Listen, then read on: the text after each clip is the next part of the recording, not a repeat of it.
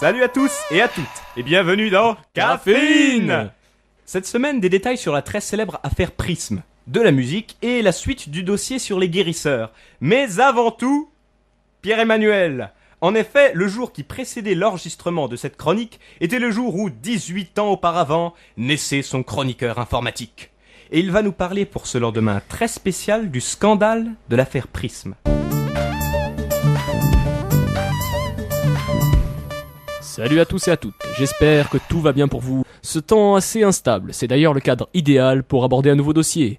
Et cette fois, je ne me lancerai pas dans un habituel dossier informatique classique, mais plutôt dans un dossier centré sur une polémique. Comme je le répète, on les aime bien à Caféine. Et une fois n'est pas coutume, je vais vous parler d'Internet. Je vais vous parler d'un système qui a beaucoup fait parler de lui, qui a été critiqué sous tous les angles et qui pourtant restera en place. Vous avez probablement suivi une partie du déroulement de cette affaire, mais je tiens à faire quelques petits rappels, afin que vous ne soyez pas trop perdus. Voilà donc pour votre information. Prism, appelé PRISM, est un programme américain de surveillance électronique. Ce programme, mis en place par la NSA, l'Agence de sécurité nationale américaine, collecte des renseignements via Internet et les services qui lui sont proches, c'est-à-dire le web et les fournisseurs de services en ligne, etc. Il y en a d'autres, plein d'autres. Il est important de préciser que le programme a été prévu dans le but de cibler exclusivement les personnes vivant hors des États-Unis. Je ne sais pas ce que vous en pensez, mais je partage l'avis d'une grande majorité des internautes. Il s'agit d'espionnage, et le mot est faible. Concrètement, voici le fonctionnement de Prism. Il faut savoir que la NSA a des accords datant de plus de 40 ans avec de nombreuses sociétés américaines. En échange, ces sociétés sont nommées en tant que sociétés dites de confiance dans les dossiers de l'agence. C'est là que ça devient intéressant. Ces accords stipulent que la NSA disposera d'un accès total et direct aux données des serveurs de ces sociétés. Vous pensez probablement, optimiste que vous êtes, que l'importance de ce réseau est limitée. Que nenni! La NSA a obtenu par le biais de cet accord un accès aux bases de données des géants du numérique et des nouvelles technologies. Citons, par exemple, de très connus Google, Facebook, YouTube, Microsoft, Skype et Apple. Ainsi, l'Agence de sécurité nationale des USA peut consulter toutes les informations que ces sociétés auraient pu obtenir. Ainsi, la NSA peut lire vos conversations privées sur Internet, afficher vos recherches sur le web, espionner vos communications Skype et, bien sûr, modifier certaines de ces données. Et vu la quantité astronomique de données que ces sociétés brassent à chaque minute, on réalise que la NSA a touché le gros lot de l'espionnage de masse. Ce système est donc en place depuis l'administration du président Bush en 2001 et il a été créé en réaction, vous l'avez deviné, au 11 septembre. Il n'aurait pas été révélé au grand public jusqu'alors. Bien sûr, cette affaire commence comme toutes les affaires de scandale, avec un jeune idéaliste qui sort de l'ombre en même temps qu'il fait la lumière sur la situation. En effet, toute cette organisation a été dévoilée par un certain Edward Snowden, un ancien consultant pour la NSA. Je ne peux, hélas, pas vous exposer l'intégralité du problème si je ne vous informais pas un peu plus sur cet individu, qui est devenu subitement à la fois un paria et un héros aux yeux du monde entier.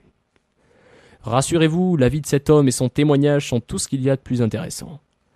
Edward Snowden a été un employé de la NSA et de la CIA, deux agences américaines qui ont un lourd passé d'affaires d'espionnage illicite. Il travaillait à l'époque en tant que consultant en informatique pour ces agences. Que dire de l'homme ? Je ne répondrai pas à cette question, car il me faudrait pour cela examiner ses nombreuses et diverses biographies en profondeur. Sachez en tout cas qu'il est présenté par son entourage comme quelqu'un de très réfléchi et intelligent, sensible et ouvert aux cultures étrangères.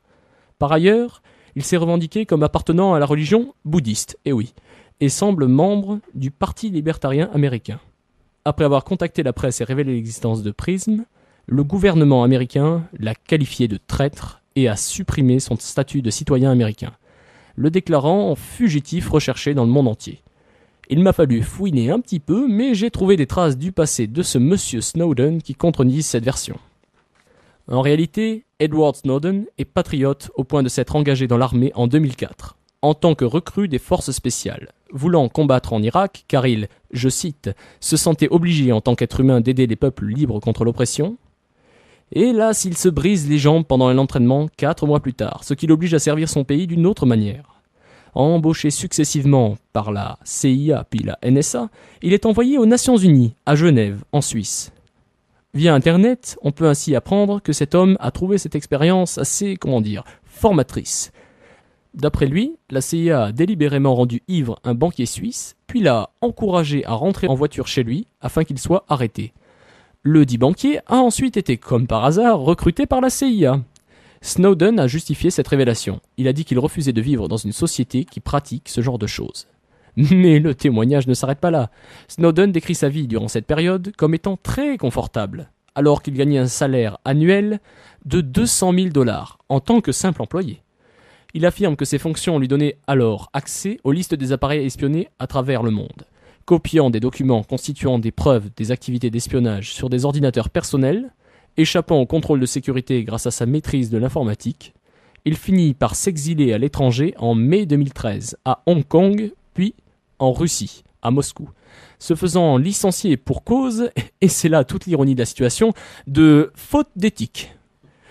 Quand Snowden quitte les États-Unis, après la perte d'un emploi qui lui assurait un mode de vie privilégié, il explique lors d'une interview « Je suis prêt à sacrifier tout cela parce que je ne peux, en mon âme et conscience, laisser le gouvernement américain détruire la vie privée, la liberté d'Internet et les libertés essentielles des gens du monde entier avec ce système énorme de surveillance qu'il est en train de bâtir secrètement. » Voilà donc pour l'histoire de Snowden, celle que le gouvernement américain a refusé de rendre publique. Après son exil, Snowden contacte des journalistes de grandes enseignes, comme le Guardian ou le New York Times, en passant par un système de communication, disons, chiffré et très perfectionné. La suite de l'histoire, vous l'avez compris, ressemble à un film du genre James Bond. Après avoir communiqué anonymement avec les journalistes, il leur donne rendez-vous dans des lieux publics et leur fournit des preuves accablantes, qui serviront de base à de nombreux articles pointant du doigt les agences gouvernementales. Au début, il se fera même appeler Verax, celui qui dit la vérité en latin. À sa demande, son identité réelle est finalement révélée publiquement par le Guardian, alors qu'il explique sa décision. « Je n'ai pas l'intention de me cacher parce que je sais que je n'ai rien fait de mal. » Il convient maintenant de mettre tout ceci à plat et de regarder la situation dans son ensemble. Edward Snowden, en risquant sa vie et son statut de citoyen américain, a mis à jour un système de surveillance qui s'étend à l'échelle de la planète. Bien sûr, il faut admettre que ce réseau d'espionnage a montré des résultats en localisant des criminels et des groupes terroristes du monde entier. Mais il a déclenché énormément d'opposition à travers le web. Il n'en reste donc pas moins une mesure qui a fait grand bruit sur Internet, et ce n'est pas prêt de s'arrêter à mon avis. Voilà, ce dossier sur l'affaire Prism touche à sa fin. Je conclurai en vous disant que ce débat n'est pas terminé, et que vous pouvez vous-même y participer, en donnant votre opinion sur les réseaux. Quoi que vous en pensiez, je vous assure que votre opinion compte, à partir du moment où vous la défendez. Rejoindrez-vous les uns qui luttent pour que personne ne les espionne, ou bien pensez-vous, comme d'autres, que vous n'avez rien à vous reprocher, et que vous n'avez donc rien à cacher à Prism? La question est, êtes-vous vraiment sûr de n'avoir rien à cacher? Merci Pierre-Emmanuel. Et maintenant, un peu de musique.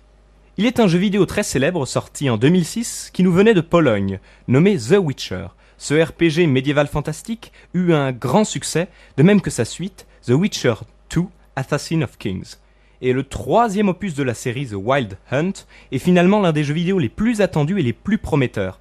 Un des éléments qui fit le succès du premier The Witcher, c'est sa musique, qui est indéniablement de bonne qualité. Tout d'abord, une musique tirée de l'original soundtrack de The Witcher, Tavern at the End of the World, littéralement taverne à la fin du monde.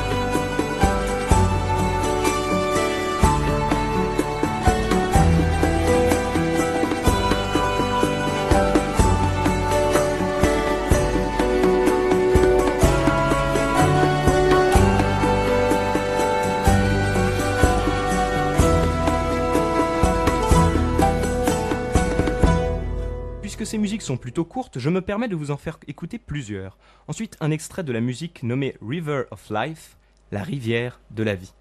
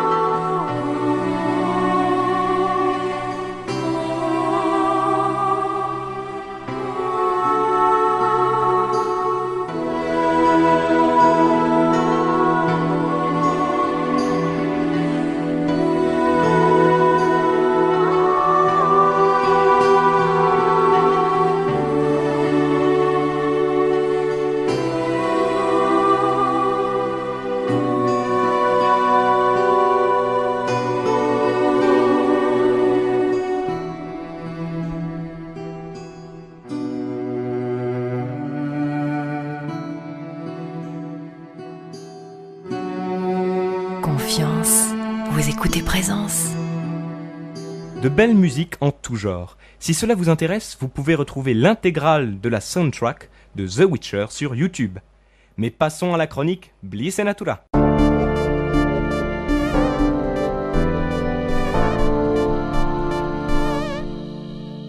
Continuons le dossier sur les guérisseurs. La semaine dernière, je vous avais parlé des barreurs de feu. Nombre de personnes avaient déjà eu recours à des coupeurs de feu. Ils sont finalement assez connus dans notre société. Tout le monde a dans son entourage ou ses amis quelqu'un qui peut témoigner de l'efficacité de ces guérisseurs. Aujourd'hui, c'est un sujet un peu moins facile mais non moins intéressant qui sera abordé dans cette chronique. Les magnétiseurs. Laissons là nos préjugés en tout genre et entrons tout de suite dans le vif du sujet. Les magnétiseurs sont des guérisseurs travaillant sur le plan énergétique. Toujours avec le support des enquêtes extraordinaires de Stéphane Alix, nous allons voir le cas des magnétiseurs avec Jean-Luc Bartoli, interrogé donc dans ce documentaire. Il a une vision très intéressante de la médecine. Je vous propose de l'écouter en même temps que ses explications sur l'utilité du magnétisme. Jean-Luc Bartoli, un magnétiseur qui vit en Bretagne, a ses propres explications. Sur les enfants et même sur les personnes d'un certain âge, jeunes ou moins jeunes, on peut utiliser l'énergétique dans le cas de renforcer les défenses immunitaires. Et on ne vient pas forcément voir un magnétiseur quand il y a un problème de santé, on peut venir aussi. Moi, ce que je rêve, c'est d'avoir que des gens bien portants.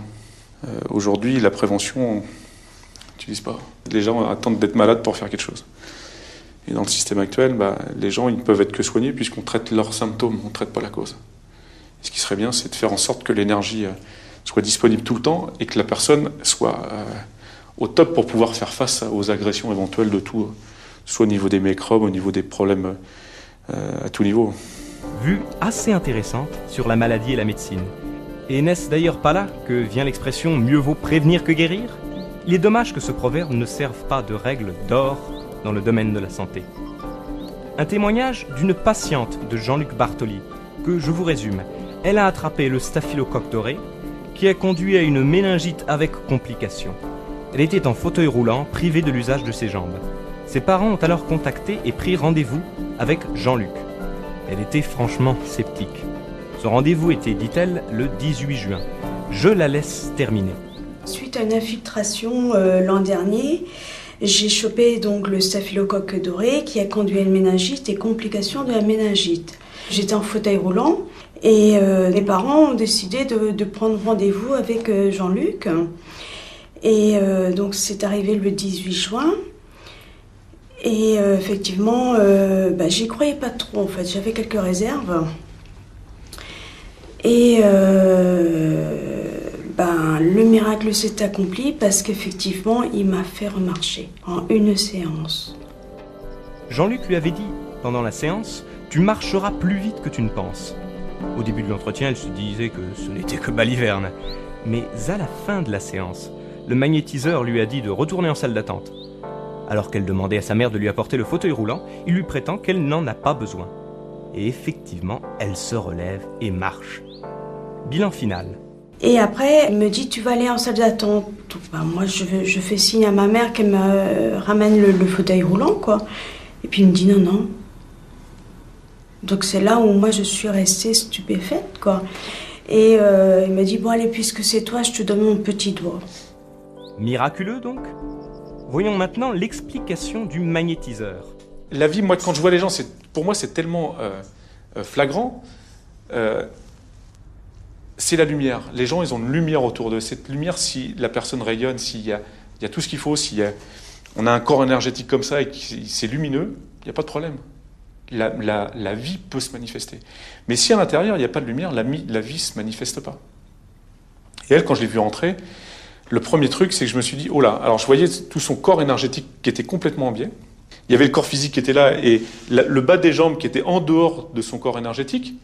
Pour moi, c'était une évidence que si j'allais arriver à remettre ce corps énergétique dans ses jambes, et pour moi, c'est vrai que derrière, après, par rapport à ce qui s'est passé, les gens qui étaient dans la salle d'attente, ils se sont dit, c'est un miracle. C'est pas un miracle. C'est pas un miracle. Moi, je fais pas de miracle. On n'est pas à Lourdes, hein. On est à Saint-Brieuc. Je fais pas de miracle. Je l'ai allongé. On a vérifié. J'ai dit, tu vois, à tel endroit, je sens qu'il y a une perturbation. Et en fin de compte, c'est ce que la médecine lui avait confirmé en disant, à tel endroit, l'énergie passe pas. Et j'ai fait des passes magnétiques pour essayer en fin de compte, de resituer l'énergie là où elle devait être. On en apprend des choses, non ? Ça n'a rien de miraculeux, donc.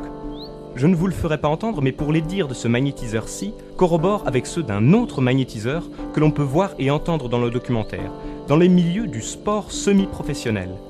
Lui aussi parle d'un corps énergétique qui entoure le corps physique, et c'est à ce niveau-là qu'il travaille. Ce n'est pas un témoignage, ni des théories isolées que vous entendez là, mais partagées par un grand nombre de personnes.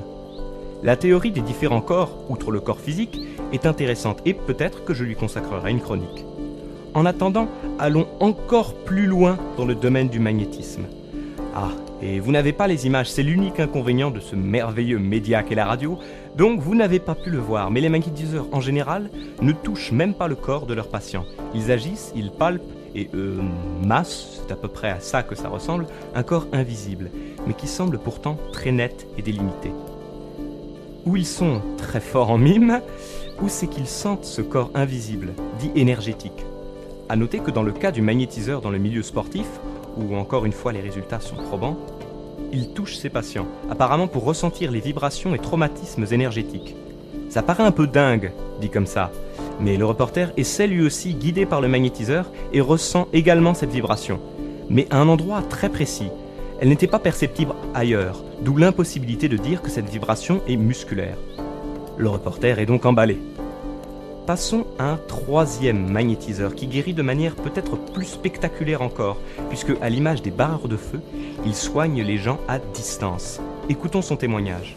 J'effectue une approche complémentaire aux gens qui viennent au cabinet pour essayer, comme je dis, de les aider ou de les soulager malgré la distance. Donc les gens m'envoient un courrier explicatif avec leur motivation et les problèmes qu'ils ont. Je demande effectivement d'accompagner ce courrier d'une photo, mais qui soit assez récente, qui date, si possible, de moins de 2 ans. Je fais une lecture à nouveau du contenu qui concerne la problématique de la personne. En plus, je vais à cette table et je pose la photo de la personne. Ensuite, je me mets en état de réceptivité et de recueillement. Au bout de quelques instants, je sens délicatement venir se positionner des mains invisibles sur les miennes et enfiler une paire de gants. Ensuite, c'est là que je suis en quelque sorte comme en pilotage automatique. Jean-Marie Le Gall s'efface complètement. Encore une fois, il est question de ce corps subtil que l'on désigne sous l'appellation donc de corps énergétique. Et là, nous parlons en quelque sorte de matérialiser le corps énergétique de la personne pour procéder aux soins. Ça va chercher assez loin. De plus, à l'image de nombre de guérisseurs et praticiens dans divers domaines un peu spéciaux, il dit n'être qu'un canal pour une sorte d'être ou de conscience qui vient effectuer le soin. Il est comme guidé. Dans le film, on voit le magnétiseur travailler sur une table vide avec juste une photo posée. Le reporter va ensuite interroger, très loin de là, à 800 km, la personne sur la photo qui fut l'objet du soin. Écoutons un extrait du film à son sujet. J'étais sur mon canapé un soir et j'ai ressenti une très forte énergie m'envahir, très très forte. C'était comme une sorte de courant qui passait, comme une sorte de fluide, mais quelque chose de positif. Et c'était la première fois depuis des mois que j'avais pas ressenti ça dans ma jambe. Il y a quelque chose, si vous voulez, qui coulait d'un coup, qui circulait, comme si mon sang circulait à nouveau, parce qu'il y avait comme plus de circulation. Il y en avait une, oui, que je ne ressentais plus. Je n'avais plus aucune sensation, même. On me touchait, je ne sentais rien. D'un coup, il y a quelque chose qui s'est produit. C'était assez déroutant, d'ailleurs. Comment expliquer que quelqu'un travaille sur votre photo à 800 km, vous captez clairement une énergie, il y a quelque chose qui se produit à l'intérieur. J'étais même pas capable de plier la jambe. Il n'y avait rien. Il n'y avait rien. Je ne pouvais rien faire. Bon, c'est troublant. Voilà qui est dit, c'est troublant. Mais il y a tant de choses troublantes dans notre monde.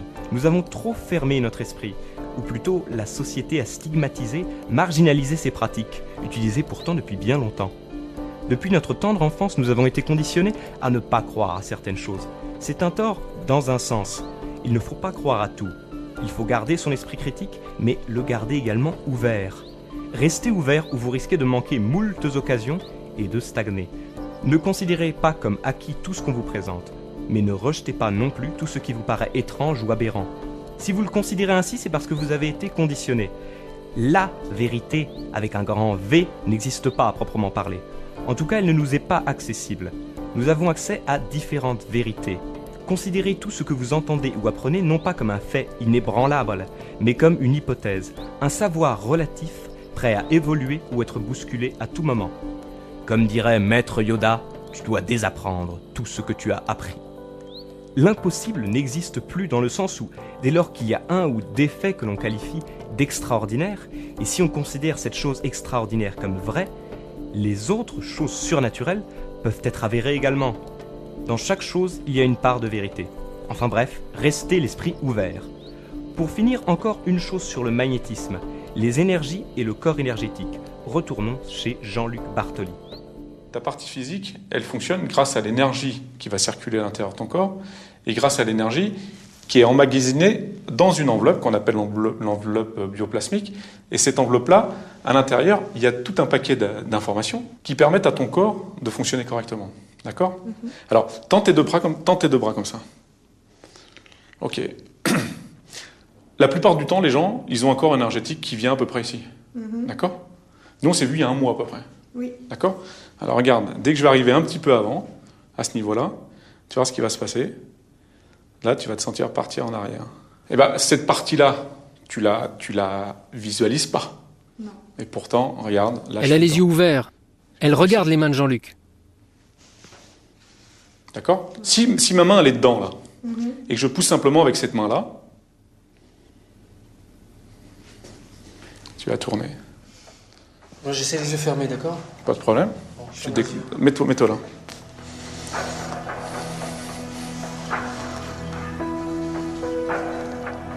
Voilà.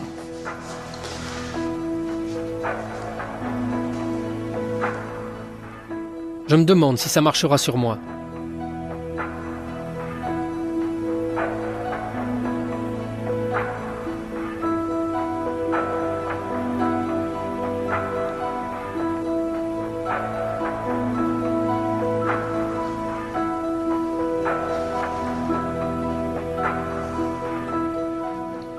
Ça picote dans les bras? Oui. Vous poussiez. À ma grande surprise, je ressens très nettement quelque chose. La sensation qu'une force me pousse en arrière. Ou alors je sens comme une paroi se coller contre mon dos et me faire partir vers l'avant. C'est très déconcertant. Et sur l'image, on voit très clairement la patiente, puis Stéphane Elix, comme poussé ou tiré par une force invisible, par le magnétiseur mais à distance, sans contact physique. Ça élargit quand même pas mal les horizons de notre monde, non ? C'est aussi cela que j'aime avec cette série de documentaires, c'est qu'elles suscitent des questions et élargissent considérablement notre vision du monde. Il y a des éléments de réponse à la question « comment ?» dans ce documentaire, mais nous n'avons guère le temps, peut-être pour une prochaine fois. C'est tout pour Bliss et Natura, j'espère que cela vous aura plu et intéressé. Caféine ! C'est tout pour aujourd'hui, à la semaine prochaine,